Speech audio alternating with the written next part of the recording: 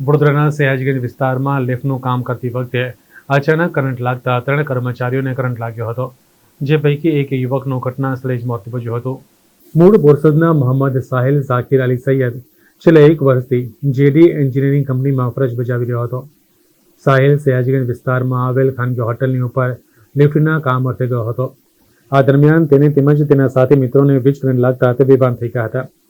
જોકે બનાવ અંગે કંપનીના માલિકને જાણ થતાં તેઓ તાત્કાલિક જ રિક્ષામાં બેસાડીને સયાજી હોસ્પિટલ લઈ ગયા હતા, જ્યાં ફરજ પરના તબીબે મોહમ્મદ સાહિલ સૈયદને મૃત જાહેર કર્યો હતો, જ્યારે અન્ય 2 યુવાનોને હાલ સયાજી હોસ્પિટલમાં સારવાર આપવામાં આવી રહી છે।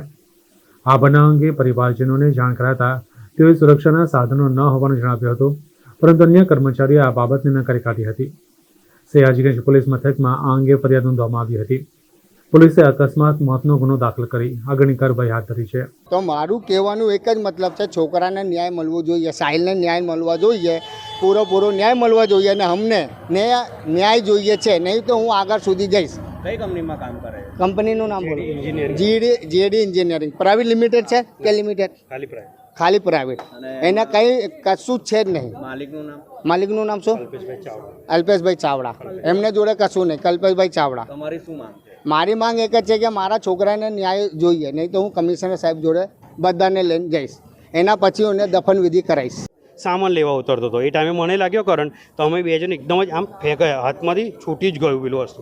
એ ટાઈમે તરત જ આ છોકરાને મેં કીધું કે તું પેલો વાયર બોર્ડમાંથી તરત જ ઓન ધ સ્પોટ કાઢી નાખ, કારણ કે એટલો ખતરનાક મને લાગ્યો કરંટ, એટલે મેં કીધું વાયર કાઢી નાખ। એટલામાં પેલો સાહિલ કેવો ખાડામાં પડી ગયો તો અમે આએ જોયું કે પેલો ખાડામાં પડી ગયો, બેટરીમાંની જો અંધારું હતું ને, એટલે બેટરીમાંની કે સાહિલ પડી ગયો, તો એવું ફટાફટ મેં અને આ છોકરો ફટાફટ ખાડામાં ઉતર્યા અને સાહિલને ફટાફટ અમે બહાર કાઢ્યો। બહાર કાઢીને ફટાફટ રિક્ષા બોલાવીને રિક્ષાની અંદર મૂકી અને તરત અમે અહીંયા લઈને આવ્યા તાત્કાલિક સારવારમાં।